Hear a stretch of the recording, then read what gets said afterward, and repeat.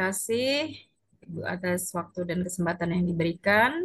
Bismillahirrahmanirrahim. Assalamualaikum warahmatullahi wabarakatuh. Waalaikumsalam warahmatullahi. Alhamdulillah, alhamdulillahi wa kafa wassalatu wassalamu ala nabiyil mujtaba wa ala alihi wa ashabihi ahlas sidiki wal wafa. Ashhadu an la ilaha illallah wahdahu la syarikalah wa ashhadu anna Muhammadan abduhu wa rasuluh la nabiyya wa la rasula ba'dah. Rabbi shrah li sadri wa yassir li amri wahlul 'uqdatam min lisani yafqahu qawli amma ba'du. Ibu-ibu sekalian yang kami muliakan dan semoga juga senantiasa dimuliakan Allah Subhanahu wa taala. Alhamdulillah wa syukurillah. Pada siang hari ini kita masih diizinkan oleh Allah Subhanahu wa taala untuk mengadakan agenda rutin kita kajian bersama ibu-ibu dari MIPA dan Fatisda ya UNS. Semoga semuanya dalam keadaan sehat walafiat, tak kurang suatu apapun, dan semoga Allah curah-curahkan kepada kita semua limpahan rahmat dan juga keberkahannya pada siang hari ini. Allahumma amin.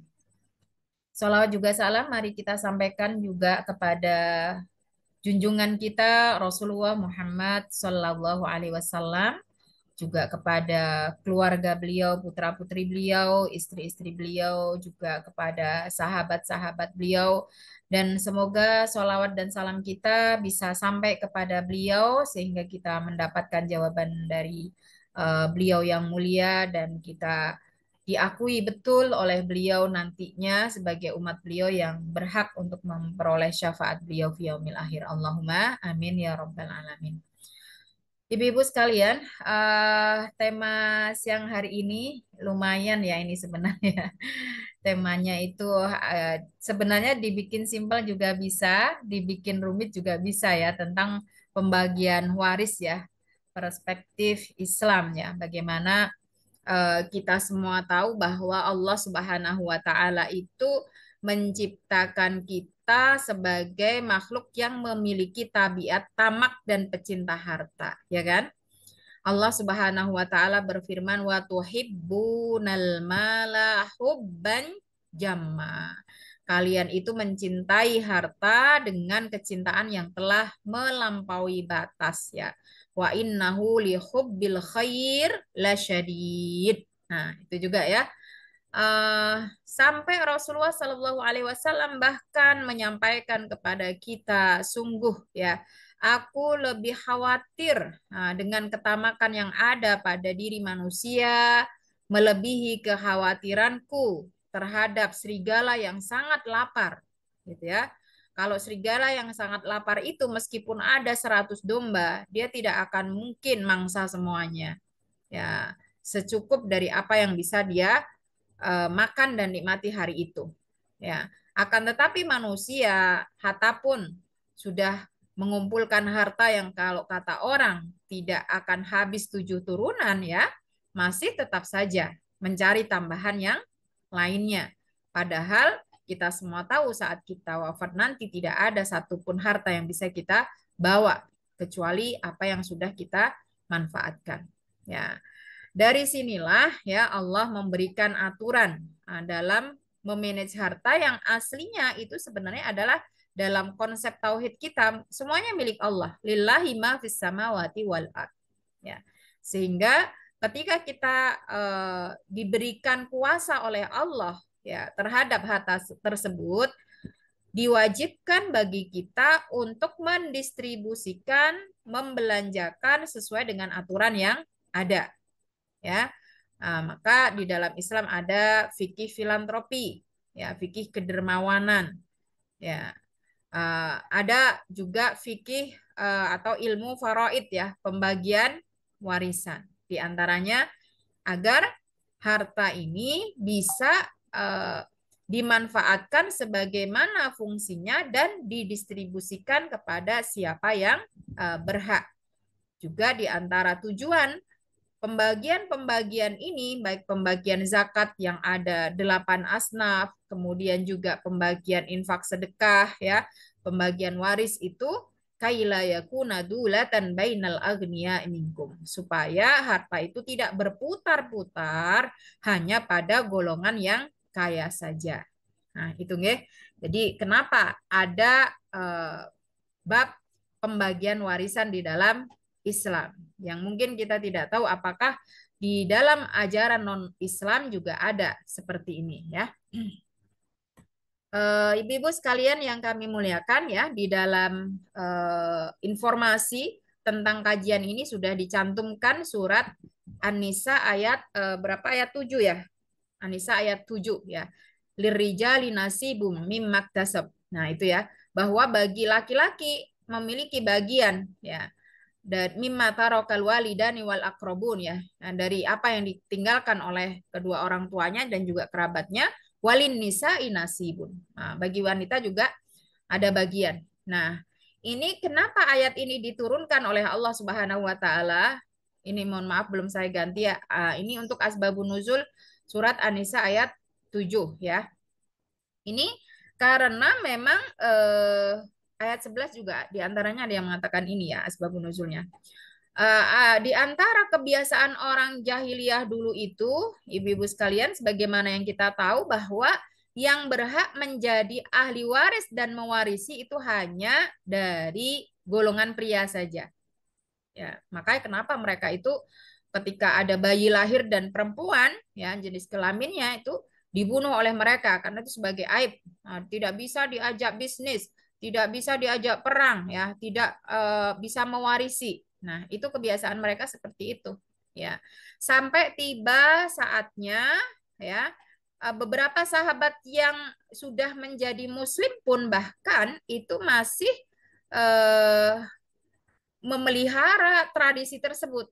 Ya, sehingga dalam hadis riwayat Ahmad ini disebutkan ya, ketika perang Uhud telah usai, di antara yang syahid adalah Sa'ad bin Robi. Ya.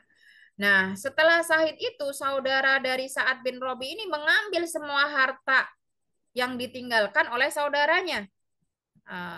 Jadi istrinya nggak dapat apapun, kedua putrinya juga nggak dapat apapun. Bayangkan ibu-ibu. Terus bagaimana mereka akan hidup dan meneruskan kehidupan mereka? Lalu datanglah ya istri atau janda Sa'ad bin Robi ini kepada Rasulullah dan dia curhat kepada beliau, ya Rasulullah. Ini bahkan membawa dua putrinya ya, Hatani ibnata Sa'id ibnu Robi. Ini adalah kedua putri Sa'ad bin Robi. Kutila abuhuma ma'aka fi Uhudin syahidan. Ayahnya ikut berperang bersamamu di perang Uhud dan qadarullah mati syahid. Fa inna ammahuma akhoda malahuma. Akan tetapi pamannya datang untuk mengambil semua apa yang harusnya menjadi haknya. Falam yada lahuma malan. Ya, tidak ada sedikit pun yang tersisa. Wala yunkihani illa walahuma malun. Padahal eh, termasuk juga tradisi di zaman jahiliyah dulu, ibu-ibu, para laki-laki pun itu tidak mau menikahi wanita yang tidak berharta. Terus bagaimana nanti keduanya menikah gitu ya. Qala, kemudian Rasulullah bersabda, faqala yaqadillahu fi dzalik. Allah akan memutuskan tentang perkara ini ya. Fanazalat ayatul mirath, lalu turunlah ya ayat tentang warisan, ada di surat An-Nisa ayat 7, surat An-Nisa ayat 11, ada ayat ayat ke-12. Setelah ayat itu turun, fa'arsala Rasulullah sallallahu alaihi wasallam ila ammihi ma faqala. Rasulullah mengirimkan utusan kepada paman daripada dua gadis tersebut, dan utusan tersebut membawa perintah dari Rasulullah, a'ti ibnatai Sa'din ats-tsulusain, ya. Berikan 2/3 kedua putri Sa'ad bin Robi ini dari harta peninggalannya, wa ummuhuma ats-tsumun, dan jandanya atau istrinya itu 1/8, wa ma baqiya fahuwa laka, ya. Adapun sisanya itu adalah hak milikmu. Nah, ini sebagaimana tercantum di dalam surat An-Nisa ayat 11 ya.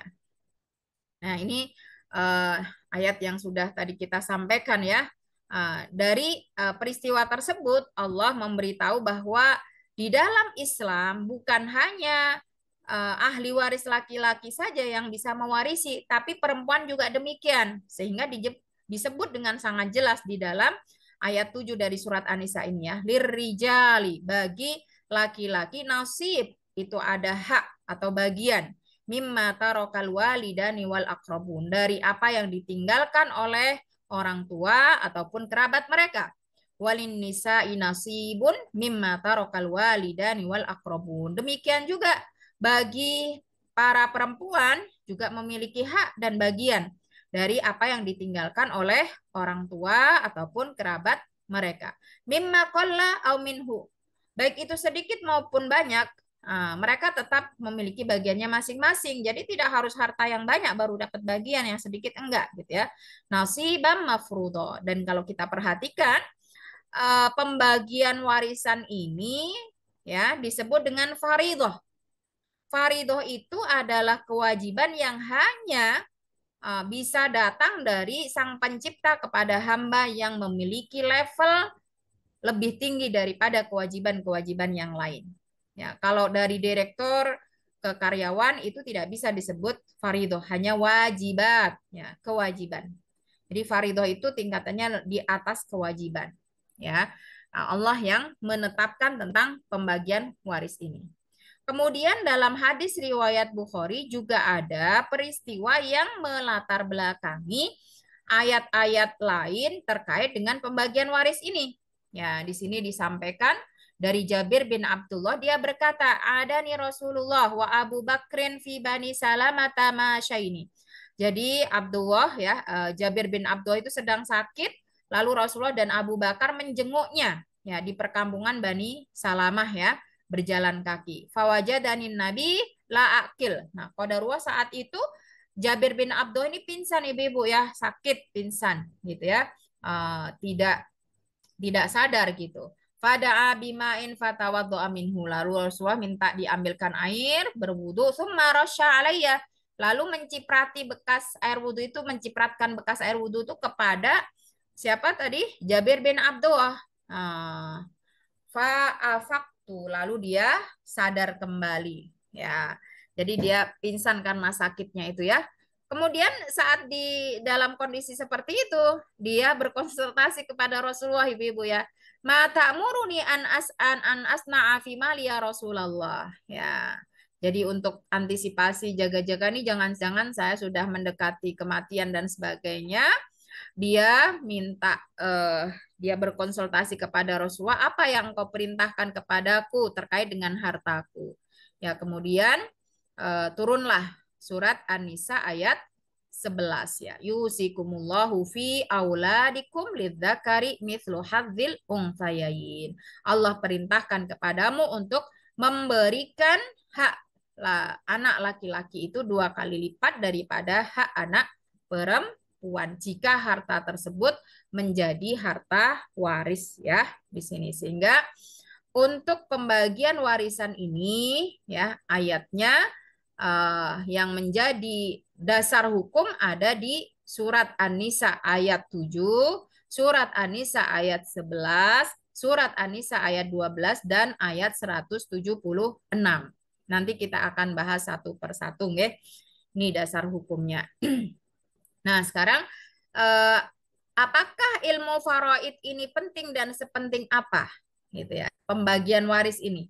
Jadi sebagaimana kita dapati di berbagai buku literasi baik itu klasik maupun kontemporer ya Ibu-ibu. Para ulama ini menyampaikan bahwa ilmu yang sangat sedikit sekali dipelajari untuk saat ini adalah ilmu faraid. Ya, bahkan hampir dilupakan. Padahal Rasulullah Shallallahu Alaihi Wasallam pernah bersabda kepada Abu Hurairah radhiyallahu anhu, Ya Aba Hurairah, ta'allamul faraida wa 'allimuhu. Wahai Abu Hurairah, pelajari, dalami atau perdalam ilmu faraid, pembagian warisan atau ilmu waris, wa 'allimuhu dan ajarkanlah kepada yang lain. Fa innahu nisful ilmi. Nah, padahal kenapa harus diajarkan ibu-ibu? Karena tentang pembagian warisan ini adalah nisful ilmi, separuh daripada ilmu. Sebab manusia itu hidup tidak bisa tanpa harta, gitu ya. Dan bagaimana harta itu diperoleh, itu ada cara-cara yang harus ditempuh dan dilalui sebagaimana yang sudah ditetapkan di dalam syariah kita. Jadi luar biasa penting sekali ya ilmu faraid ini. Wahwa yunsa akan tetapi meskipun dia itu memiliki bobot sebagai separuh ilmu, ya, akan tetapi ilmu waris inilah juga yang telah banyak dilupakan oleh banyak orang. Wahwa awalu syai'in yuntaza'u min ummati. Dan ilmu waris juga adalah ilmu yang pertama kali diangkat oleh Allah Subhanahu wa taala dari umat Rasulullah Muhammad Sallallahu Alaihi Wasallam. Artinya apa? Banyak sekali orang yang telah meninggal dunia, hartanya tidak diurus sebagaimana apa yang menjadi aturan syariat. Itu sangat banyak sekali. Ada yang menggunakan tradisi, ada yang menggunakan wasiat yang sesungguhnya tidak bisa ditunaikan dan yang lain sebagainya, gitu ya. Di dalam hadis lain, Ibnu Umar ya, Abdullah bin Amr gitu juga menyampaikan al ilmu salah satu. Ilmu itu ada 3 variasinya. Wa masih wadalika fahuwa fadun. Nah, selain 3 hal itu hanya sebagai pelengkap saja. Apa itu? Satu, ayatun muhkamah, yaitu ayat-ayat yang maknanya telah jelas dan gamblang. Au sunnatun qaimah, sunnah-sunnah yang ditegakkan dari Rasulullah Sallallahu Alaihi Wasallam. Au faridatun adilah, ilmu faraid, pembagian waris yang kalau dianalisa tidak ada pembagian harta peninggalan yang lebih adil dan lebih maslahat melebihi aturan yang telah dibuat langsung oleh Allah Subhanahu wa taala. Nah, tunggu.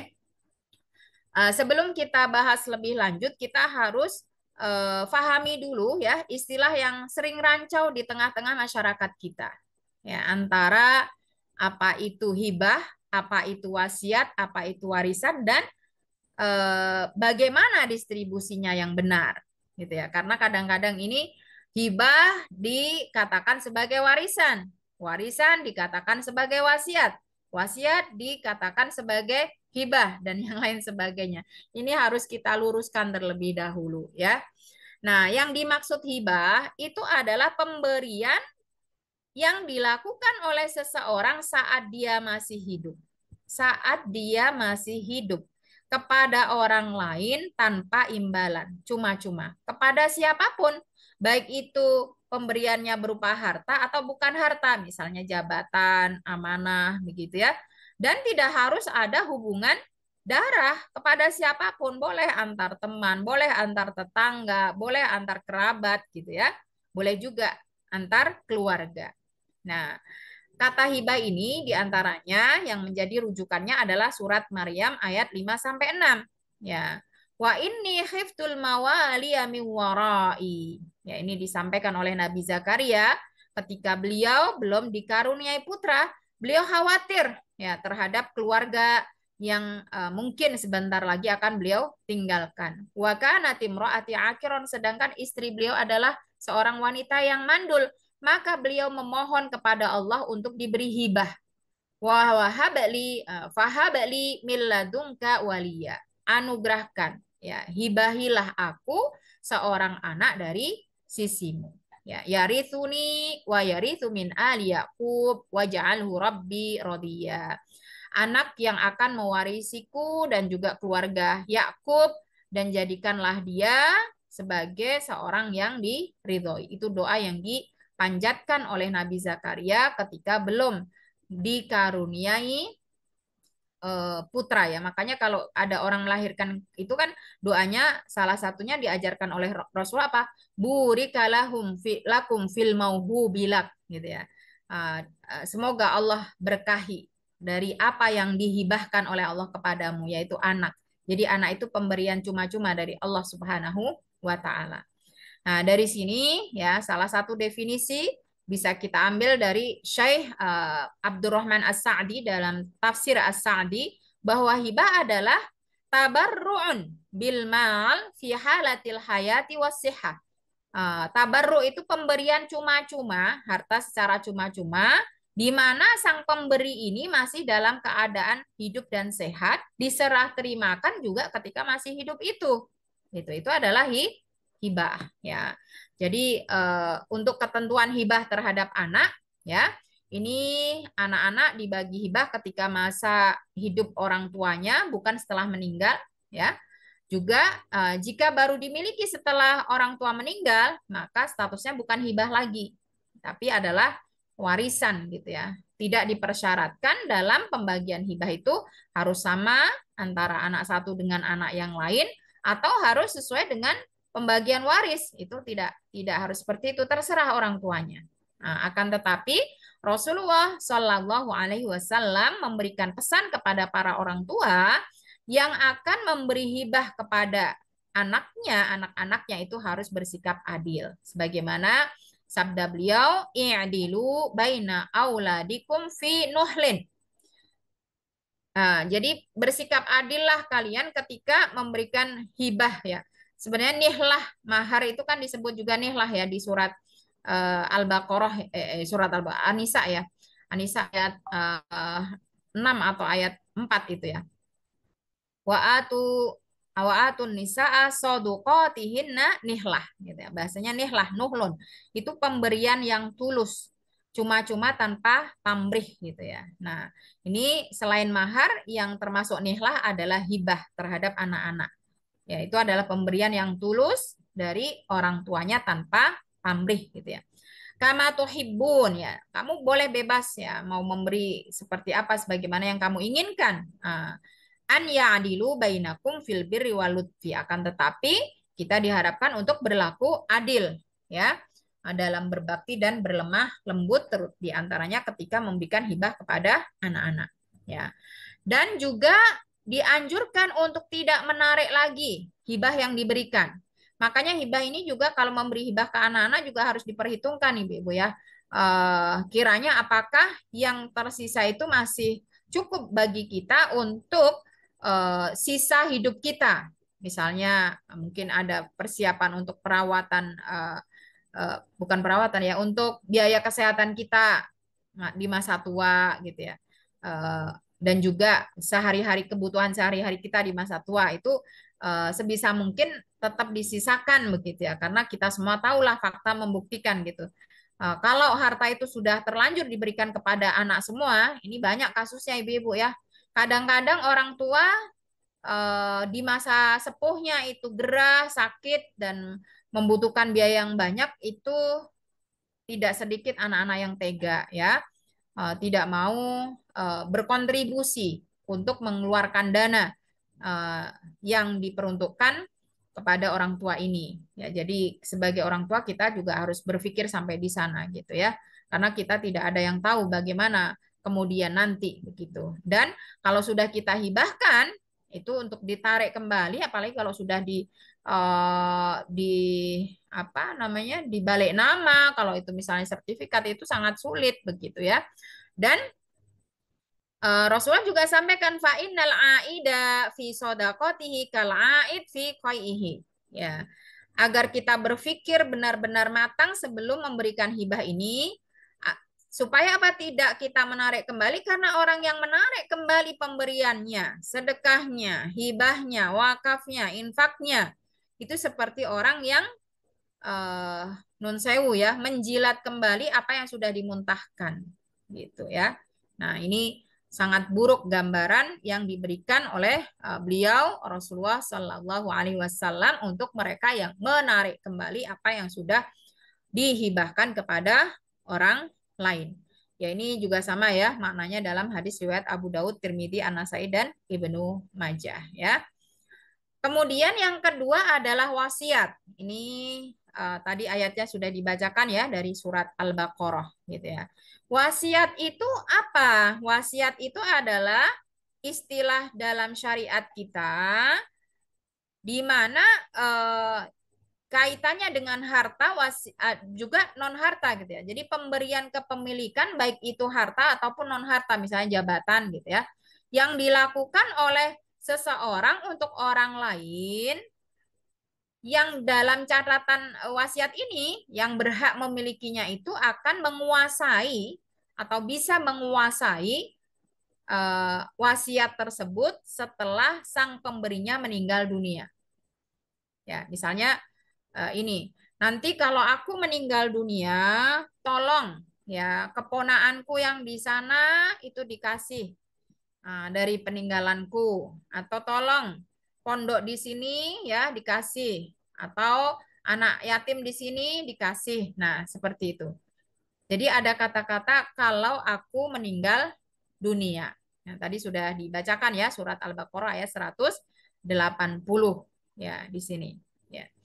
Bahkan Rasulullah memberikan anjuran sebagaimana dalam riwayat Abdullah bin Umar di sini, "Mahakum ri'in muslimin lahu syai'un yusifihi yabitu lailataini illa wa wasiyatuhu maktubun indahu." Tidak layak bagi seorang muslim yang mungkin sudah gerah 2 hari atau berapa hari begitu ya. Di sini 2 hari 2 malam disebutkannya gitu ya, dan gerahnya sudah serius. Sedangkan dia masih punya harta yang ini nanti ya tidak tahu setelah dia meninggal itu hartanya akan jadi apa begitu ya, kecuali dia sudah mewasiatkan sebagiannya tentu gitu ya. Jadi kalau ada kaitannya dengan harta yaitu sebagai wasiat harta, atau yang bukan harta juga bisa. Jadi kalau sakit sudah serius 2 hari itu sebaiknya memberikan wasiat, terutama jika dia masih memiliki harta dan cukup banyak apalagi begitu ya. Nah, karena harta wasiat ini tidak bisa diperuntukkan kepada ahli waris, sehingga distribusi harta seseorang yang diperuntukkan wasiat ketika nanti dieksekusi setelah wafat itu tidak bisa lebih dari sepertiga tirkah atau peninggalan ya ibu-ibu ya. Nah, di sini disampaikan dari Amr bin Sa'ad dari ayahnya yaitu Sa'ad ya. Ia adalah salah seorang dari 10 orang yang dijamin surga ya, Sa'ad bin Abi Waqqas ya. Di sini ketika Haji Wada dia sakitnya lumayan serius, ibu-ibu ya. Sampai dia merasa asfaitu minhu alal maut ya, seakan ini sudah datang kematiannya. Fakultu ya Rasulullah. Nah, kemudian dia berkata, wahai Rasulullah, balaghobi minal waj'i mataro. Keadaanku sudah sebagaimana yang kau lihat ya, sudah serius lah gitu ya. Wa ana dumalin, sedangkan aku masih punya harta. Wala yarithuni illa ibnatun wahidah. Aku hanya punya satu anak perempuan saja. Gitu ya. Afa atasaddaku bisulusai mali gitu ya. Boleh nggak kalau 2/3 hartaku ini aku sedekahkan? Rasulullah dengan tegas menjawab, la. Kemudian dia berkata, afa atasaddaku bisyatrihi? Kalau separuhnya bagaimana? Rasulullah juga menjawab, la, tidak. Qultu fasulusu, kalau sepertiganya bagaimana? Fasulusu kafir. Kata Rasul, iya, sudah sepertiga itu maksimal, itu sudah banyak kalau itu untuk wasiat ya. Innaka antadhara warasataka agniya'a khairun min antadharahum alatan. Yatakaffafuna annas. Sesungguhnya ketika engkau meninggalkan ahli warismu dalam keadaan kecukupan, kaya raya, itu lebih baik daripada ketika ahli warismu itu ya engkau tinggalkan dan menjadi miskin, bahkan meminta-minta ya sesama yang lain. Walastatun fikunafakotan tabtaghi biha wajhallah illa ujirta biha. Tidak ada satupun yang engkau belanjakan dari hartamu itu kecuali engkau akan mendapatkan pahalanya. Hatta al-luqmata taj'aluha fi imro'atika. Sampai pun sesuap ya dari apa yang engkau berikan kepada istrimu itu juga diberikan oleh Allah pahalanya. Bahkan kalau kita bahas tentang sedekah ya atau infak atau penggunaan pemanfaatan harta itu, yang pahalanya lebih baik adalah yang diberikan sebagai nafkah keluarga gitu ya. Itu adalah wasiat. Dan wasiat ini yang harus menjadi catatan ibu-ibu, tidak boleh diperuntukkan untuk ahli waris. La wasiyata liwaris. Jadi orang tua ketika masih hidup tidak boleh berwasiat tentang harta kepada ahli warisnya. Yang pasti menjadi ahli waris adalah anak-anaknya atau orang tuanya atau istrinya. Misalnya dia berkata begini, nanti ini masalahnya banyak yang terjadi ya, banyak terjadi ini. Nanti kalau aku meninggal dunia, rumah ini untuk anak nomor satu, kebun sana untuk anak nomor dua, sawah sana untuk anak nomor tiga, saham di perusahaan ini untuk anak nomor empat. Itu tidak bisa dieksekusi karena itu adalah wasiat, ya yang eksekusinya setelah wafat. Sedangkan wasiat itu tidak boleh untuk ahli waris. Itu yang harus dicatat ya. Itu tidak boleh. Ya. Sehingga tidak bisa dieksekusi yang seperti itu ya karena tidak sesuai dengan aturannya gitu. Kalau misalnya ketika hidup dia dirawat oleh ponakannya, yang ponakan ini ya anak saudara ini kan kalau ada anak-anaknya kandung itu sudah habis hartanya ke anak kandung kalau itu warisan ya sehingga ponakan ini nggak akan dapat warisan tapi kan dia punya jasa yang besar merawat dia nah itu boleh dikasih wasiat gitu atau dikasih hibah ketika masih hidup supaya tidak konflik gitu ya nah itu ya adapun warisan ini dalam bahasa Arab disebut al-irthu ya atau al-mirath itu adalah peninggalan atau tirkah harta dari orang yang sudah meninggal dunia atau mayit ya. Nah, ini secara lugawi waris itu mengandung dua arti yaitu tetap atau berpindah sesuatu dari suatu kaum kepada kaum yang lain baik itu berupa materi ataupun non materi ya. Secara terminologinya atau istilahnya, warisan itu adalah berpindahnya harta seseorang yang sudah meninggal dunia kepada orang lain yang harus menjadi ahli waris karena adanya hubungan satu, kekerabatan atau darah atau nasab. Dua, sihrun, pernikahan antara suami atau istri, ya. Kemudian satu lagi ada al-wala ya, memerdekakan budak gitu ya, dengan tata cara tertentu dan aturan tertentu yang sudah diatur dalam syariat Islam kita. Begitu ya. Nah, itu adalah warisan. Jadi eh, dipastikan kalau itu disebut warisan tuh pemiliknya sudah meninggal dunia gitu. Dan yang mewarisi itu dipastikan masih hidup itu baru warisan gitu ya. Jadi kalau misalnya orang tua bagi-bagi hartanya ketika masih hidup itu tidak boleh disebut orang tuaku bagi-bagi warisan gitu. Tidak, itu adalah hibah gitu ya. Nah, ini tadi yang saya sampaikan kenapa tidak boleh berwasiat kepada ahli waris ya. Tentang warisan ini, beliau Rasulullah sampaikan dalam hadis riwayat muttafaq alaih, alhiqul faraido bi ahliha. Bagikanlah harta warisan itu kepada yang berhak. Fama bakia fahuwa li aula rajulin dakarin. Kalau misalnya dari pembagian tersebut masih ada asobah, masih ada sisa, maka asobah tersebut adalah hak dari ahli waris laki-laki yang terdekat. Nah, nanti kita akan sampaikan ada asobah satu, asobah dua, ada urutannya dan itu harus urut gitu ya. Yang dia itu nanti apa menerima sisa harta sampai habis. Kalau sudah dibagi sesuai dengan porsinya masing-masing, gitu ya. Kemudian dalam hadis riwayat Abu Dawud, Rasulullah juga bersabda, Innallaha qad a'ta kulladhi haqqin haqqahu. Sesungguhnya Allah Subhanahu wa taala telah memberi hak kepada tiap-tiap yang berhak. Ya.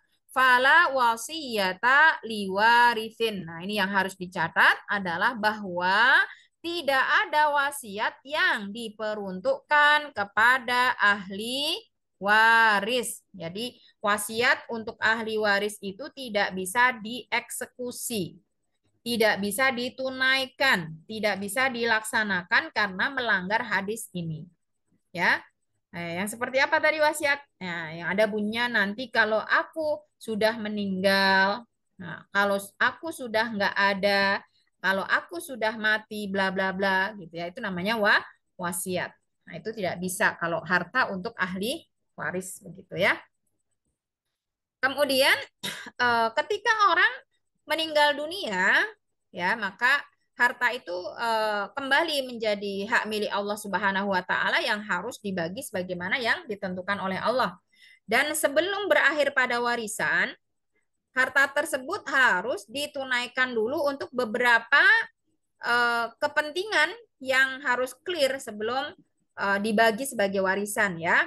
Yang pertama adalah harus diselesaikan dulu biaya perawatannya.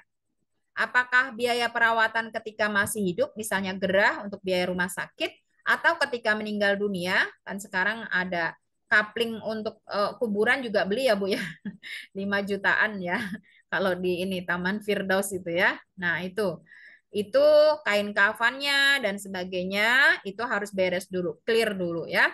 Kemudian yang kedua tanggungannya. Seperti misalnya dia pernah menggadaikan apa. Nah, itu ditebus dulu apa yang digadaikan itu. Ya, diselesaikan dulu. Nah, ini bahkan menurut Imam Syafi'i, Hanafi, dan Imam Malik, ini didahulukan ya pertama kali gitu. Dari sebelum perawatan bahkan gitu ya. Kemudian yang ketiga juga harus dicek hutang-hutangnya. Baik itu hutang yang kaitannya dengan hak Allah maupun hak manusia. Seperti apakah hutang yang kaitannya dengan hak Allah? Yaitu zakat misalnya. Kan ada orang yang hartanya banyak itu ibu-ibu kadang itu tidak mampu menunaikan zakat sekaligus. Itu bisa dikodok ya, karena mungkin zakat itu dibayarkan dengan jaga ke lakunya tanah yang dia punya, gitu ya. Nah itu, misalnya kan orang punya tanah produktif ya, punya tanah yang itu memang untuk investasi ya, sama seperti deposito atau tabungan yang nilainya itu kalau emas sekarang itu cukup tinggi ya Bu ya, 2 juta itu berarti 170 juta nilai tanah itu kan sudah wajib zakat ya setiap tahun. Nah, sedangkan dia nilai tanahnya itu 4 miliar atau 5 miliar gitu ya. Itu kan besar tuh zakatnya. 1 M tuh zakatnya 25 juta. Kalau 4 M kan berarti 100 juta. Setiap tahun itu zakat. Nah, itu kan berat ditunaikan. Kalau misalnya penghasilan kita ya standar begitu ya. Nah, itu sehingga karena ini wajib itu bisa dikodok ibu-ibu. Dikodok ketika tanah itu laku, maka harus dibayarkan. Nah, maka kalau kita punya investasi tanah yang memang kita beli untuk sebagai investasi ya, itu harus dicatat itu. Kalau sudah rata-rata kalau tanah sekarang mahal kan di atas 100 meter aja kan harganya udah 300 juta, udah pasti nyampe nisab gitu ya. Tiap tahun harus dikeluarkan tuh zakatnya kan. Nah, itu kita tidak mampu, maka harus ditulis ya apa kewajiban zakat kita setelah kita memilikinya 1 tahun atau lewat gitu ya. Nah, itu. Kalau tahun ini belum bisa ditulis sampai berapa tahun gitu. Kemarin ada yang seperti itu juga. Udah lunas dia investasi tanah dengan pembiayaan juga udah lunas dari sejak 2022 ya berarti setahun dimilikinya 2023 ya. Dari 2023 itu sampai 2025, 23, 24, 25, 3 tahun ya. Itu kalau belum ditunaikan zakatnya maka harus dikodok ya. Kalau nilai tanahnya 4 M ya berarti lumayan 300 juta kan. Nah, seperti itu ya. Ini harus ditunaikan dulu yang kaitannya dengan hak Allah. Atau kafaroh misalnya apa namanya? Dia pernah berhubungan suami istri di siang hari bulan Ramadan. Kan kafarohnya kalau nggak lagi mampu puasa 2 bulan berturut-turut memberi makan 60 fakir miskin. Nah, itu ditunaikan dulu. Atau fidyah misalnya gitu ya. Nah, itu adalah hutang-hutang yang kaitannya dengan hak Allah. Apalagi hutang-hutang yang kaitannya dengan hak manusia. Nah, ini jangan bagi-bagi waris dulu sebelum dibereskan ini hutang-hutangnya gitu ya. Nah, itu jadi harus diselesaikan dulu karena nanti jatuhnya kalau harta tidak ada, adanya hutang, itu pembagian waris adalah pembagian hutang. Gitu ya. Itu. Kemudian sebelum itu ya ada nggak wasiatnya tadi untuk ponakan misalnya, untuk anak angkat misalnya, atau untuk mohon maaf ya anak yang lahir di luar nikah yang sah. Nah itu juga bisa dikasih wasiat atau hibah ya ibu-ibu ya, karena anak hasil perbuatan zina itu tidak bisa menjadi ahli waris dari ayahnya, dia hanya bisa menjadi ahli waris dari ibunya.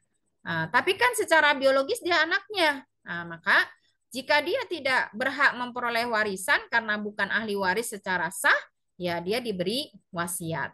Gitu ya. Nah, ini baru ketika semuanya ini sudah selesai dibagi sisanya menjadi warisan gitu ya. Dan kenapa semua ini tadi harus diselesaikan apalagi kaitannya dengan hutang ya, terutama hutang kepada manusia. Ini luar biasa ya ancamannya di dalam syariat ya. Dalam hadis riwayat Ibnu Majah Rasulullah Shallallahu alaihi wasallam bersabda, "Man faraqur ruhul jasada wa huwa bari'un min thalathatin dakhalal jannah." Siapa yang ketika meninggal dunia dan dia terbebas dari 3 hal maka dia masuk surga. Pertama apa? Al-kibaru, kesombongan. Dua, al-ghulul, ya. Ghulul itu khianat, ya. Kemudian yang ketiga adalah ad-dain, hutang. Nah, itu masuk surga. Ini berita bagusnya, ya. Tapi ada berita buruknya. Kata Rasulullah dalam hadis riwayat Muslim, yughfaru lisyahid kullu dzanbin illa dain. Semua dosa orang yang mati syahid itu diampuni oleh Allah kecuali hutang. Bahkan di dalam hadis lain disebutkan man mata wa alaihi dainun, siapa saja yang wafat meninggal tapi masih punya tanggungan hutang, falaisa thamma dinarun wala dirhamun. Maka tidak ada yang bisa melunasi hutang-hutang tersebut ya dengan lagi harta benda seperti dinar dan dirham, walakin nahal hasanat wasayyiat. Yang dia harus tanggung adalah kebaikan-kebaikannya itu dipakai untuk melunasi hutang-hutangnya. Atau kalau sudah habis ya keburukan orang lain yang kita hutang itu akan dipindahkan kepada kita sehingga kita menjadi orang yang bangkrut ya di sini. Kemudian di dalam hadis riwayat At-Tirmidzi ini sudah masyhur ya hadisnya. Beliau Rasulullah bersabda, nafsul mu'mini mu'allaqatun bidainihi hatta yuqda anhu. Ruh seorang mukmin yang sudah meninggal dunia itu belum bisa dipastikan nasibnya ya kalau baik ya dia tidak segera memperoleh tempat yang layak untuk dia sebagaimana orang-orang yang baik gitu ya. Kalau buruk ya dia pasti dapat keburukannya sih kalau ini gitu ya. Itu akan terkatung-katung gitu. Nah, jadi kalau orang buruk mah nggak masalah, tapi kalau orang baik ini kasihan gitu ya. Dia tidak segera memperoleh balasan dari kebaikannya. Nah, sehingga dari bahaya hutang inilah ya bahkan dalam banyak riwayat disampaikan diantaranya dalam hadis riwayat Ahmad ini ya Rasulullah tidak pernah berkenan mensolatkan jenazah yang masih memiliki hutang ibu-ibu ya. Jadi setiap ada jenazah yang dibawa kepada Rasulullah untuk disolatkan itu pasti Rasulullah akan menanyakan terlebih dahulu alaihi dain apakah dia masih punya hutang atau tidak. Kalau masih punya hutang berapa? Nah, kemudian setelah diketahui berapa, siapa yang akan menanggungnya? Kalau sudah diketahui siapa yang menanggungnya, baru ya beliau mensolatkan. Dan masya Allahnya di zaman Rasulullah itu yang menanggung tidak harus keluarga, siapa saja boleh gitu ya sebagai kebaikan yang diberikan kepada si mayit. Temannya boleh, tetangganya juga boleh begitu ya. Nah seperti itu. Kalau tidak ada yang mau menanggung atau memberikan pernyataan bahwa dia itu akan menanggung hutang tersebut, Rasulullah tinggalkan tuh jenazahnya, nggak jadi disolatkan. Ya, kenapa? Karena tidak ada manfaatnya gitu. Sampai segitunya ya. Juga mungkin nanti ibu-ibu bisa cari ya, ada riwayat lain yang sampai menyebutkan begini. Jika seorang itu mati syahid, akan tetapi dia masih memiliki hutang, andaikan saja Allah kembalikan nyawanya, jadi nyawa kedua, ini yang lagi viral 9 nyawa gitu ya. Dia punya nyawa kedua, lalu nyawa kedua ini juga dia pakai untuk berjihad sampai syahid. Lalu dikasih nyawa ketiga, dia gunakan juga berjihad sampai syahid. Itu tidak akan bisa mengampuni dosa-dosanya kalau dia masih punya hutang. Sampai segitunya. Gambaran. Ini hiperbola sebenarnya kan orang tuh nggak mungkin punya 9 nyawa ya. 2 nyawa aja nggak bisa gitu kan. Itu kan sebagai hiperbola gitu ya. Nah ini jadi digambarkan sampai sejauh itu oleh beliau Rasulullah Shallallahu Alaihi Wasallam tentang bahaya hutang ini.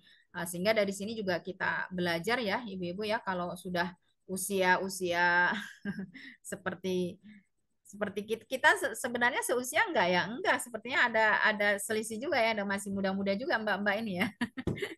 Ini ya. Kalau saya kan sudah jelita ya, jelang 50 tahun itu ya. Itu ya sebisa mungkin sih udah nggak punya hutang-hutang lagi gitu ya. Karena ngeri nih kalau sampai ini. Dan non sewu, ini penting nih. Meskipun sama orang orang tua, sama saudara, bahkan sama suami dan anak kita, kalau akadnya hutang tetaplah hutang ya ibu-ibu ya. Ini catat betul nih. Kalau akadnya hutang tetaplah hutang yang harus dibayar dan ditagih. Yang tadi menghalangi kita tadi ya. Maka kalau misalnya nih kemarin pernah kita berakad hutang dengan anak kita, atau mungkin yang sering tuh suami kita ya, minjem dulu gitu ya, bayarin dulu, itu kan hutang tuh akadnya. Ya, coba dikelirkan dari sekarang ya. Barangkali dulu pernah gitu ya, disebutkan aja Bu, jangan ini kapan tuh, kadang karena suami itu kadang lupa gitu ya. Nah itu uh, mau dibayar atau diikhlaskan nih Pak gitu ya. Gitu biar clear gitu, karena takut nih tadi habis kajian nih nanti kalau masih punya hutang nanti bahaya gitu ya. Nah itu sama anak kita juga begitu ya, semua yang akadnya hutang adalah hutang kepada siapapun, jadi berhati-hati. Kalau kita nggak ingin seperti itu ya, bahayanya ya sudah minta-minta aja gitu ya, nggak usah pakai utang atau minjem gitu ya, karena minjem itu ya harus dikembalikan, namanya minjem gitu kan. Nah ini hutang juga begitu ya. Nah ini. Berikutnya sebab-sebab mendapatkan warisan. Ya, yang pertama adalah nasab atau kekerabatan. Di dalam surat An-Nisa ayat 33, Allah Subhanahu wa taala berfirman, "Walikullin ja'alna mawaliya mimma tarakal walidani wal aqrabun." Ya, dan bagi setiap harta, tiap-tiap harta itu harta peninggalan, maksudnya dari harta yang ditinggalkan oleh al-walidani, orang tua, atau akrobun, kerabat, itu ada waladina aqadat aimanukum, bahkan oh ini kurang nih terjemahnya ya, terhadap budak-budak itu fa'atuhum nasibahum, kami jadikan pewarisnya. Nah, di antara hubungan kerabat juga ada tadi ya yang dibacakan di surat An-Nisa ayat 10 tadi ya. Lirrijali nasibum mimma tarakal walidani wal aqrabun walin nisa'i nasib. Ya, itu ya. Jadi hubungan kekerabatan. Ya, kekerabatan aqarib. Itu kekerabatan. Yang kedua adalah sihrun atau zawajun atau nikah ya. Pernikahan. Ini surat An-Nisa ayat 12. Walakum nisfu ma taraka azwajukum in lam yakun lahunna walad. Bagimu, para suami, adalah apa yang ditinggalkan oleh istrimu setengahnya jika istrimu tersebut tidak memiliki anak. Ya, jadi ini ada sebab pernikahan.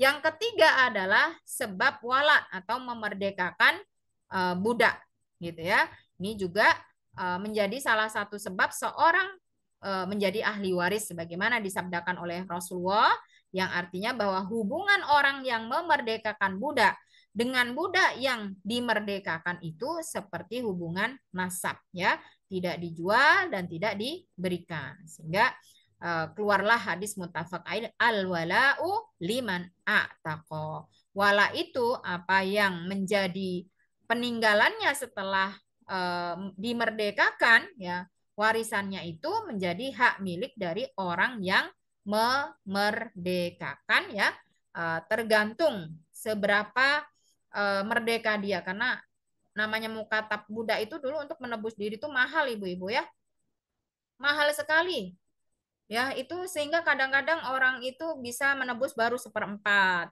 bisa membayar baru setengah gitu ya, karena mahal. Sebagai gambarannya saja ini nih, Salman Al Farisi. Ini saya singkat kisahnya ya, nanti kalau ibu-ibu pengen tahu kisah lengkapnya silahkan dicari, itu hadisnya panjang ya, tentang bagaimana Salman Al Farisi ini mencari hidayah sampai ketemu pada Rasulullah Shallallahu Alaihi Wasallam.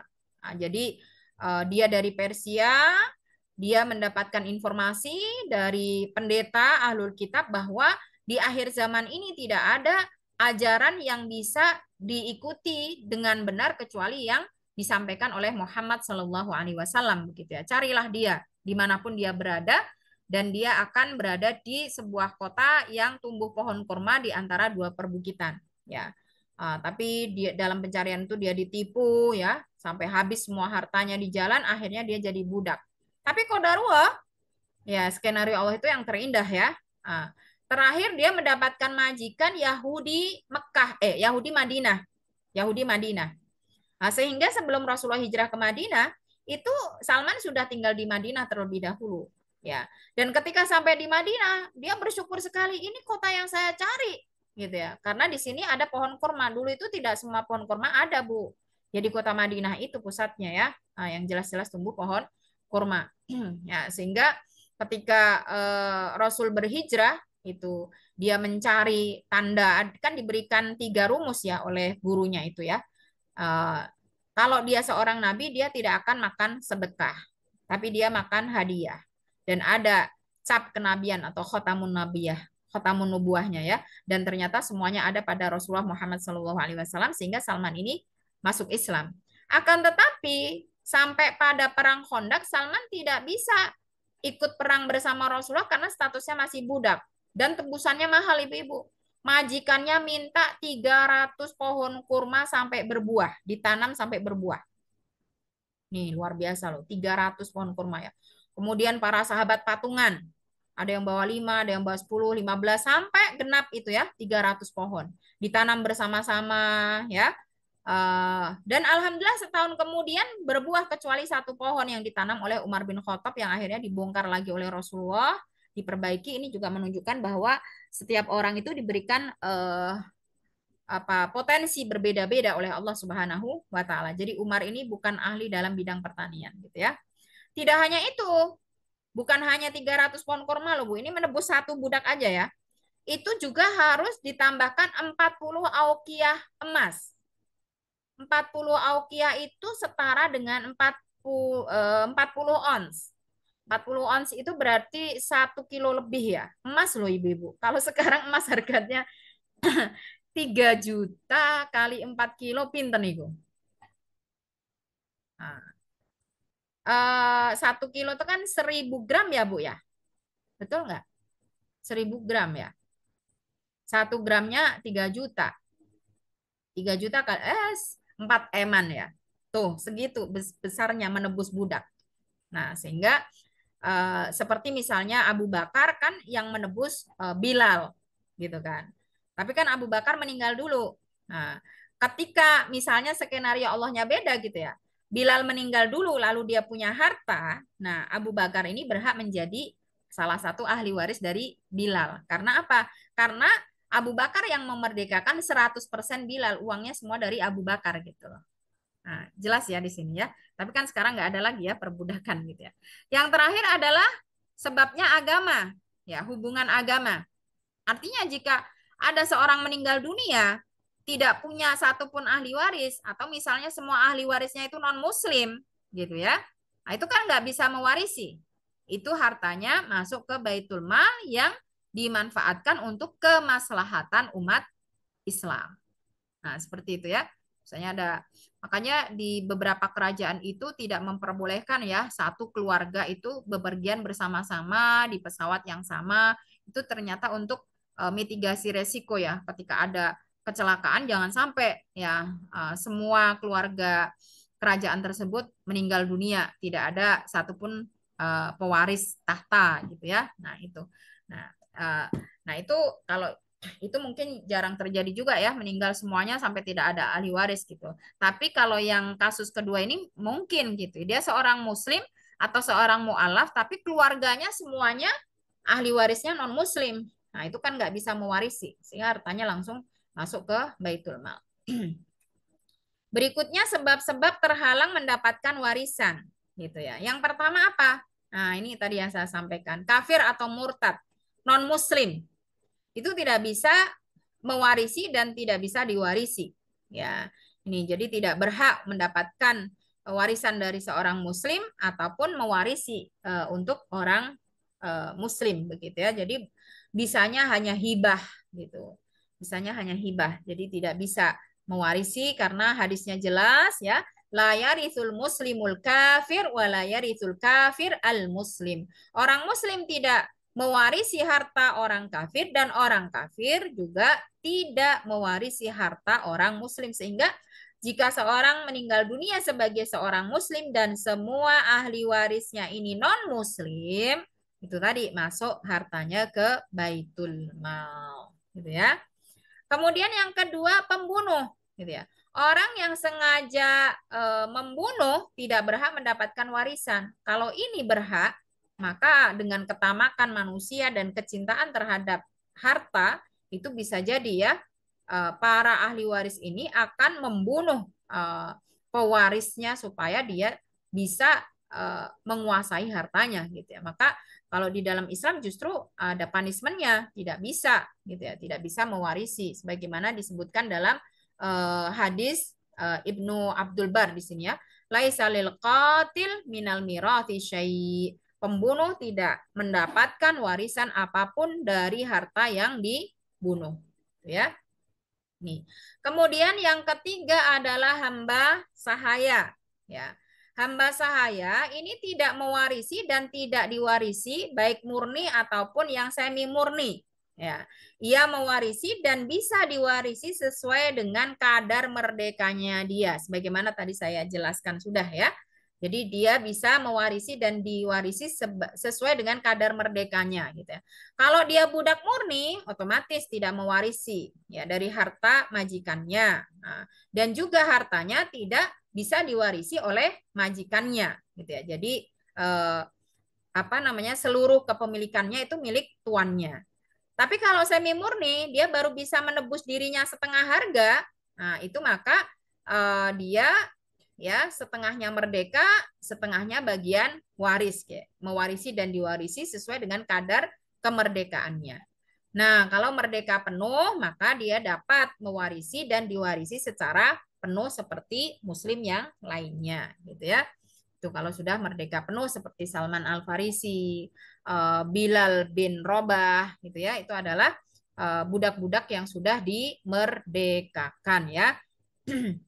Kalau Salman Al-Farisi tadi bareng-bareng ya. Kalau Bilal itu pure semuanya Abu Bakar yang merdekakan ya. Kemudian sebab yang keempat adalah perzinaan. Jadi anak hasil hubungan zina itu tidak bisa mewarisi bapaknya. Dia hanya bisa mewarisi dari ibunya yang melahirkan. Ya, ini dalilnya dalam hadis riwayat muttafaq alaih disampaikan al waladu lil firash walil ahiri al hajaru. Anak itu milik tempat tidur atau suami dan bagi yang berzina kerugiannya adalah karena dirajam ya. Jadi seorang wanita yang berzina kan dihukum mati gitu ya. Tapi setelah kalau dia sampai hamil karena perbuatan zina itu seperti yang terjadi pada Ghamidiyah itu ditunggu pelaksanaan eksekusi rajamnya adalah setelah selesai menyusui ya.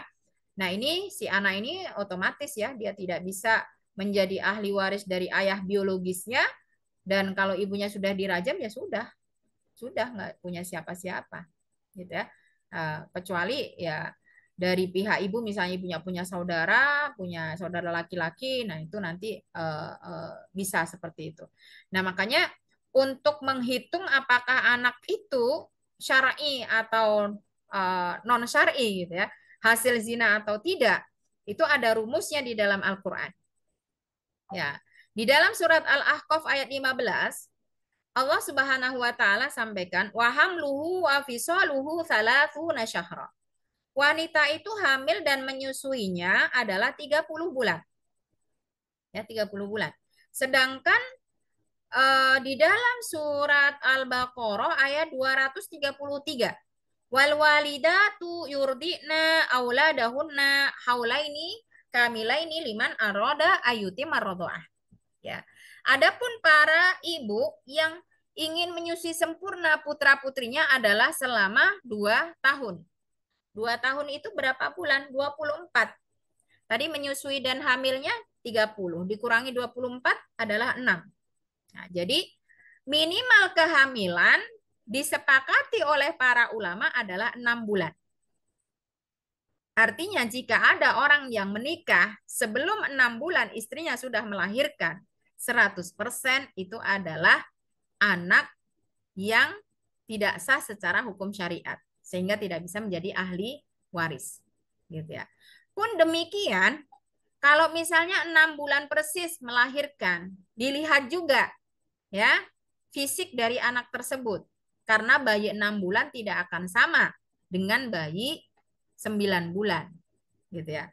Kalau misalnya 6 bulan lebih sedikit bayinya sudah lahir, tapi ciri-ciri anaknya seperti bayi 9 bulan, nah kalau sekarang perlu dites DNA. Gitu ya. Nah ini benar nggak apa anaknya atau dari perzinaan tadi gitu ya. Nah, itu bisa bisa dilihat usianya kan? Usianya ini seperti apa? Teman kami pernah melahirkan prematur 6 bulan itu beratnya 9 on saja. Nah, itu kalau misalnya 6 bulan lebih seminggu lahir gitu ya. Dan anaknya 3 kilo. Nah, ini menjadi pertanyaan. Ya, ini. Dan yang seperti itu nanti anaknya tidak berhak menjadi ahli waris dan juga tidak punya wali untuk menikah dari ayahnya. Dia hanya bisa dinikahkan oleh wali hakim ya, oleh wali hakim. Kalau dinikahkan oleh ayah biologisnya maka pernikahannya tidak sah. Itu ya ibu-ibu. Kalau pernikahannya tidak sah, waduh rentetannya panjang ini. Sudah dia juga lahir dari perbuatan zina, kalau dinikahkan oleh ayah biologisnya, ya nanti pernikahannya jadi tidak sah, maka anaknya juga lahir dari hubungan zina juga kalau pernikahan itu tidak sah kan ya. Nah, ini panjang, makanya untuk larangan berzina itu sampai Allah kasih preventif ya dengan firman-Nya la taqrabuz zina. Karena setiap zina itu ada mukodimahnya, ada pendahuluannya. Maka jangan dekati pendahuluannya kalau kamu tidak ingin terseret ke dalamnya, gitu ya. Kemudian yang kelima, termasuk yang menyebabkan seorang terhalang untuk mewarisi adalah li'an. Ya. Jadi anak yang dilahirkan dari pasangan suami istri yang melakukan mula'anah itu dalilnya ada di surat An-Nur ayat 6 sampai 9 ya, Bu ya. Kalau seringnya dibahasakan kita di Indonesia itu sumpah pocong itu loh. Tapi nggak ada sebenarnya sumpah pocong, Bu. Kalau li'an ada gitu. Jadi peristiwanya begini. Suami menuduh istrinya selingkuh dan berzina. Akan tetapi kan di dalam surat An-Nur itu setiap orang yang menuduh alladzina yarmunal muhsanat ya, menuduh orang berzina itu harus memberikan apa? Arba'u syahadatin, harus memberikan 4 saksi laki-laki yang menyaksikan perbuatan tersebut atau aktivitas tersebut. Kalau tidak bisa mendatangkan saksi, maka justru penuduh harus dicambuk 80 kali. Gitu ya. Kalau dia tidak siap disambuk 80 kali, maka harus melakukan li'an. Li'an itu suami bersumpah 4 kali demi Allah, ya.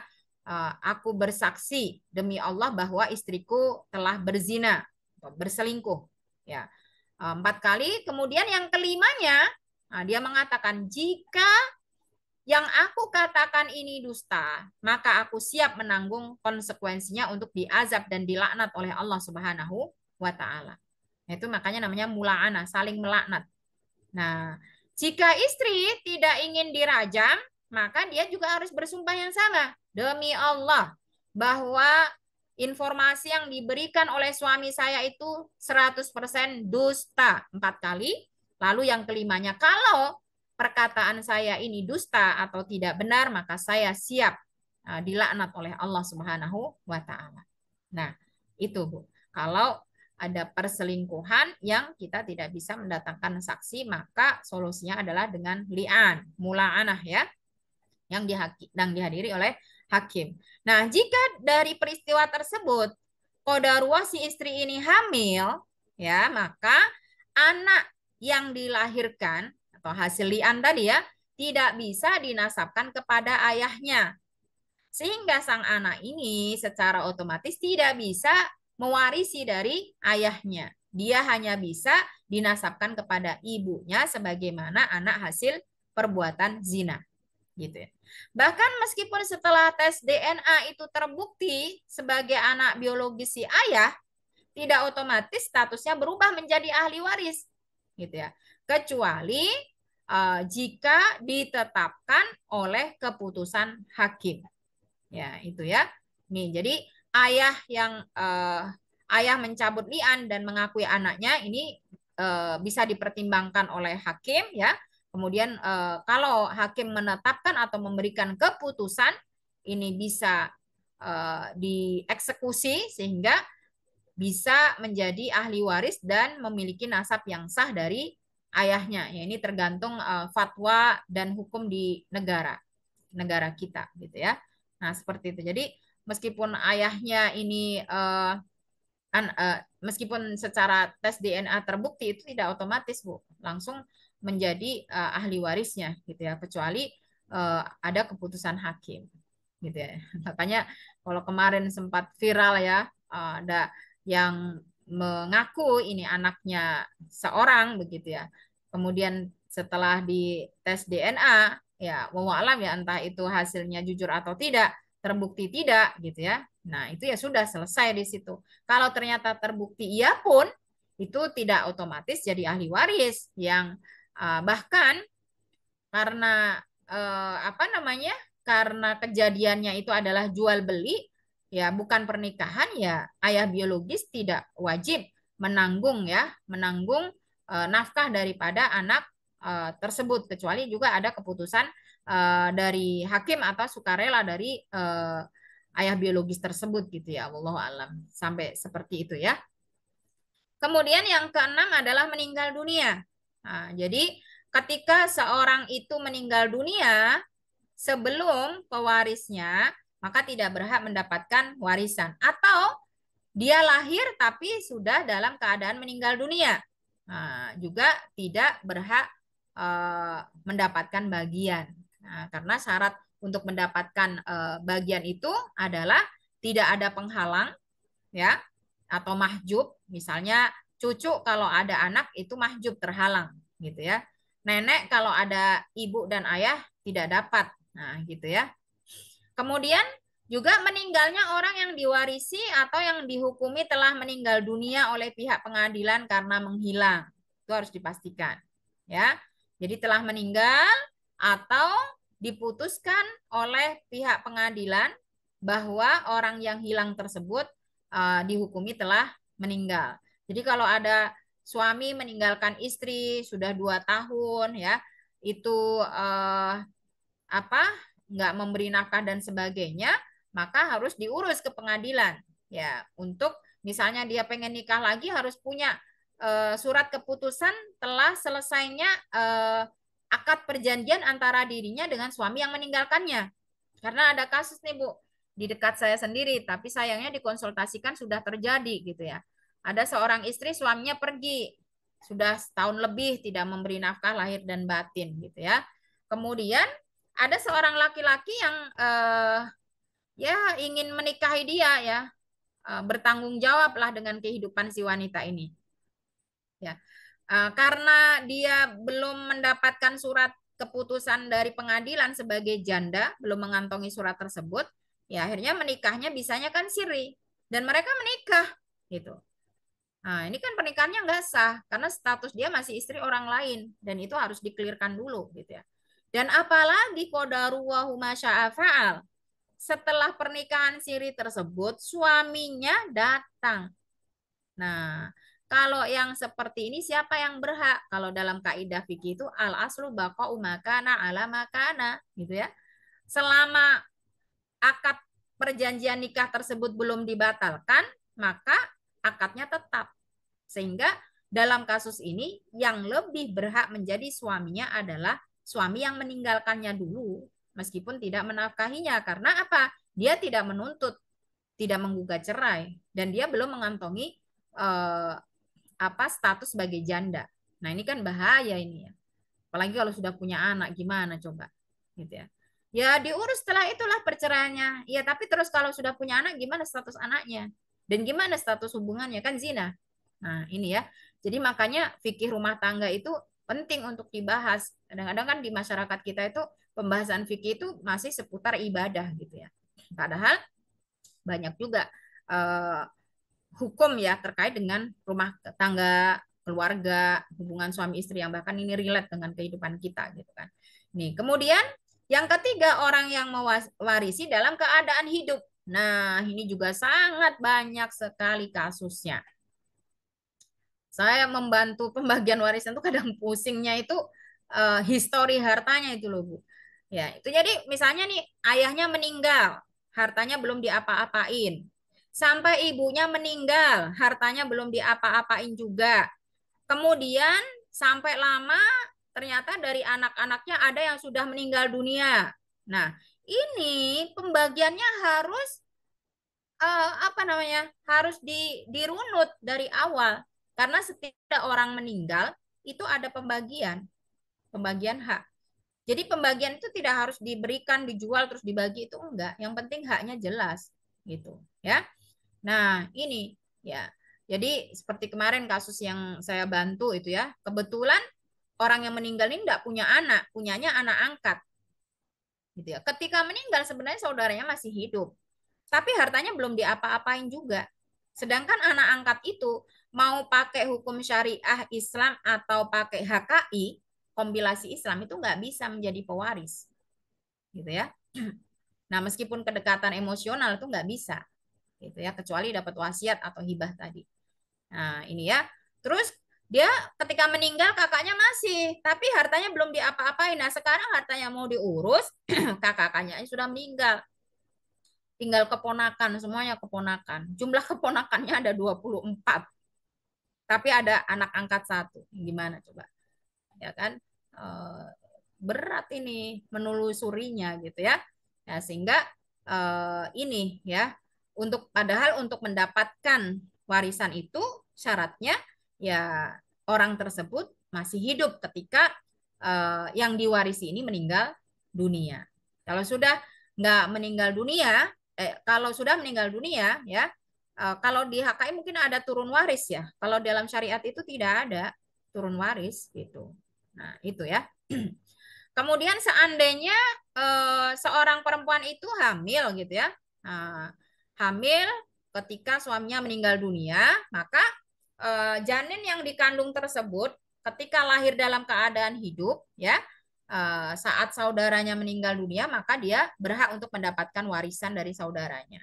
Tapi jika dia lahirnya sudah tidak bernyawa, maka tidak mendapatkan warisan. Gitu. Kalau masih di dalam kandungan gimana? Bisa dibuat dua hitungan. Ya dihitung dulu nanti eksekusinya nanti kalau sudah lahir gitu ya. Misalnya suaminya meninggal saat istrinya masih hidup, ya dia hamil. Nah itu bisa dua hitungan. Diprediksi anaknya perempuan dan hitungan yang lain diprediksi anaknya laki-laki gitu ya. Nah tinggal berapa nanti bagiannya. Kalau anak perempuan sendirian kan setengah, kalau anak laki-laki mewarisi semuanya ya, tentu setelah diambil bagian dari istrinya gitu, karena istri itu pasti dapat ya. Nah, seperti itu ya. Kemudian nanti dilihat ketika lahir hidup atau tidak gitu ya. Kalau dia lahir dalam keadaan hidup, maka berhak atas warisan tersebut. Tapi kalau dia lahir dalam keadaan meninggal dunia, maka dia tidak berhak menjadi ahli waris. Dan karena ini warisan itu tidak bisa sekedar di delete ibu-ibu ya sudah dihapus saja nggak bisa karena nanti kalau dihapus itu apa bagiannya jadi beda berubah hitungannya ya ini. Kemudian urutan asobah. Asobah itu adalah yang tadi ya, sebagaimana disebutkan oleh Rasulullah, ahli waris dari jalur laki-laki yang paling dekat dengan mayit. Gitu ya. Yang apabila setelah pembagian warisan sebagaimana hitungan yang ditetapkan oleh Allah itu ternyata masih ada sisa, ya, itu akan menjadi hak mereka. Nah, yang pertama adalah anak laki-laki. Ini asobah satu ya dia. Nah, jadi kalau ada anak laki-laki, udah Bu, nggak mungkin yang jauh-jauh itu kecipratan karena sudah habis di dia, gitu ya. Ini, kalau nggak ada anak laki-laki, maka anak dari anak laki-laki, ya, cucu dari anak laki-laki. Ini asobah dua. Kalau tidak ada, baru ayahnya, asobah 3. Kalau tidak ada, kakeknya, asobah 4. Kalau tidak ada, saudara laki-laki kandung, asobah 5. Dan seterusnya. Ini urutannya ya. Jadi nanti kalau misalnya semua ashabul furud ya, semua pihak yang harusnya mendapat bagian itu sudah kebagian, masih ada sisa, itu kembali dicari.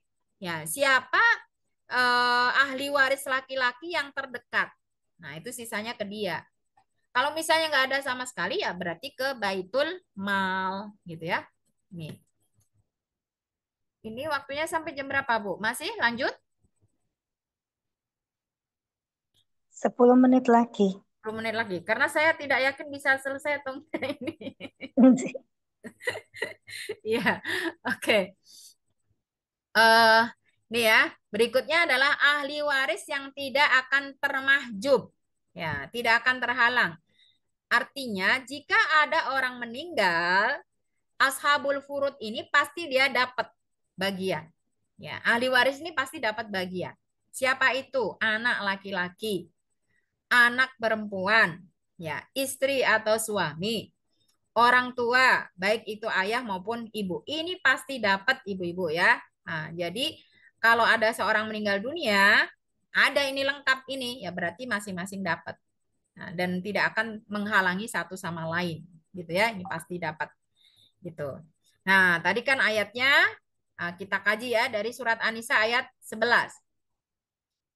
Di sini Allah Subhanahu wa taala sampaikan ya, yusikumullahu. Allah mewajibkan atas kalian fi auladikum ya tentang pembagian harta terhadap anak-anak kalian. Bagaimana cara mengaturnya? Satu, lidzakari mithlu hafdil unthayain. Anak laki-laki itu ya menjadi asobah ma'al ghair. Bagiannya 2 kali lipat dari anak perempuan. Ya, 2 kali lipat dari bagian anak perempuan. Wa in kunna nisaan fauqathnataini falahunna thulutsa ma tarok. Jika mayat tersebut meninggalkan anak perempuan satu saja, tidak ada anak laki-lakinya, maka anak perempuan ini haknya adalah setengah atau 50% dari peninggalan si mayit. Jika dia maaf, fa'in kunna nisa'an fauqatnatain, jika anaknya itu 2 atau lebih ya dan tidak ada anak laki-laki, maka 2 atau lebih anak perempuan ini berhak mewarisi 2/3 ya, 2/3 dari peninggalan ahli waris dibagi rata ya. Kalau 2/3, kalau 2 anak berarti masing-masing sepertiga. Kalau 3 anak berarti ya dibagi. Ya nanti dicari KPK-nya gitu ya. Kemudian wa in kanat wahidatan falahan nisfu. Jika anak perempuan itu hanya sendirian saja, anak perempuan tunggal ya, maka haknya adalah nisfun, setengah. Ya, setengah. Wali abawaihi likulli wahidin minhumas sudus. Adapun bagian kedua orang tua, siapa itu kedua orang tua? Ayah dan ibunya. Ketika si mayit ini memiliki anak, masing-masing dapat 1/6. Ya, mimma taroka. Ingka nalahu walad. Karena pewaris punya anak ya. Jadi ayah ibunya masing-masing dapat 1/6.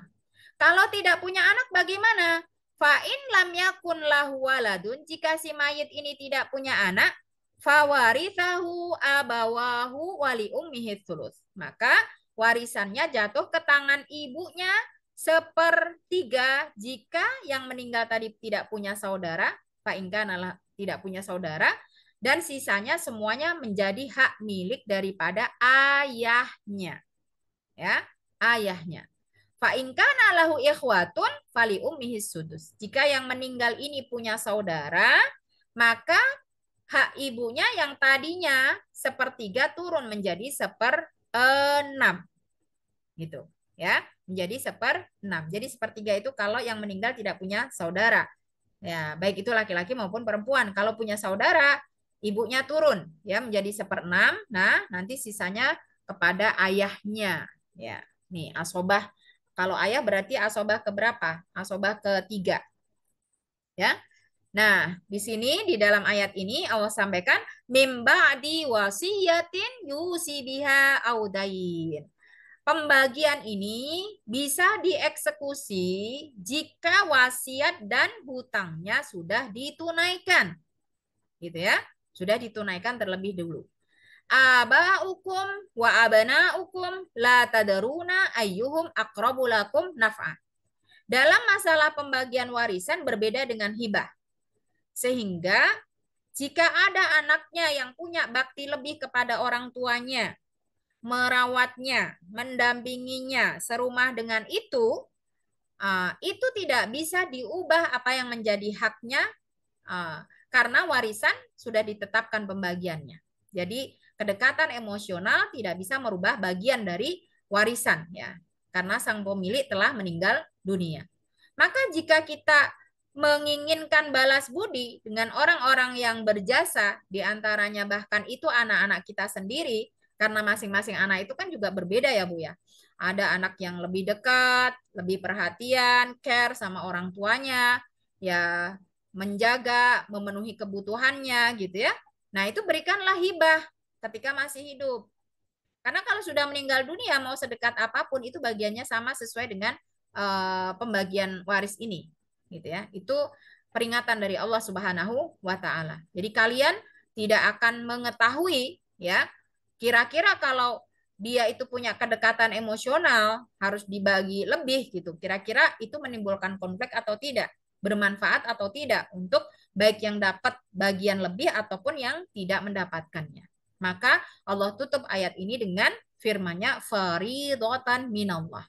Jadi pembagian ini adalah kewajiban ya faridoh yang langsung ditetapkan dari sisi Allah Subhanahu wa taala. Dengan kata lain kita tidak boleh komplain, kita tidak boleh berijtihad karena ini sudah nas, bentuk angka itu tidak bisa multitafsir ya. Dan Allah mengabarkan kepada kita innallaha kana aliman hakimah. Allah itu pengetahuannya tiada batas, kebijaksanaannya juga demikian. Ya, sehingga sebagai seorang mukmin, ya, kita harus percayakan pembagian ini semua sebagaimana yang diinginkan oleh Allah Subhanahu wa taala agar kita tidak salah langkah yang kalau kita sudah bagi dengan cara yang benar, jika akibatnya tidak sesuai, misalnya ternyata anak ini begini dan begitu begitu ya, kita tidak salah ya, kita tidak salah gitu. Tapi kalau kita menilai bahwa anak ini lebih baik terus kita kasih bagian lebih, namanya manusia itu bisa berubah ya, lalu dia berubah karakternya menjadi tidak baik, maka salah kita double. Seperti itu kenapa ayat ini ditutup dengan redaksi demikian, bahwa ini adalah ketetapan ya disebut oleh Allah faridoh, itu artinya yang benar-benar tidak boleh dilanggar karena ketetapan yang keras gitu ya, yang levelnya tertinggi tadi ya. Nah, itu.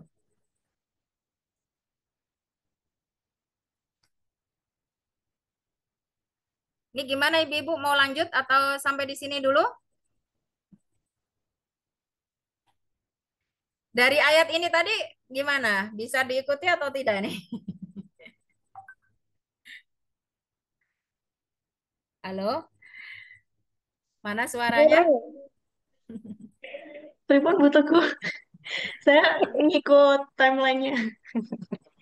Oke, ini masuk ke question answer nggih. Apa tanya jawab berarti. Tanya Oh, jawab. nggih. Oke. Oh, Ini nggih. nanti saya kasih contoh-contoh kasusnya ya, tapi karena ini waktunya terbatas mungkin memahami satu ayat ini dulu dicerna dengan baik ya, urutan-urutannya. Ini kasus yang paling simpel ya. Ini belum yang jauh-jauh begitu ya. Ini yang hartanya masih jelas, pewarisnya juga masih jelas, itu hitungannya juga sebenarnya masih mudah ya. Semoga bisa Nggih. difahami dengan baik gitu ya. Tapi jika memang masih ada yang belum paham atau belum bisa difahami dengan jelas, belum jelas, monggo bisa ditanyakan. Nggih, atau bersambung apa ke chapter 2 gitu nggih, kados besanipun part Iya, 2 gitu. ini belum selesai, Bu. Oh, Belum, ini masih separuh, ini masih panjang. Oh, lagi masih banyak yang lanjut. Iya, masih panjang.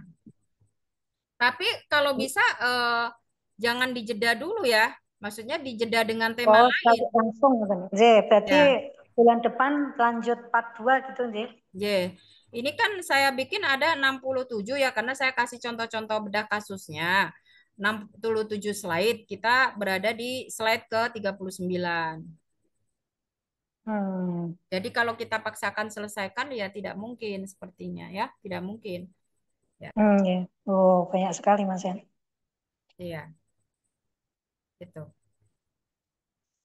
J, mungkin ini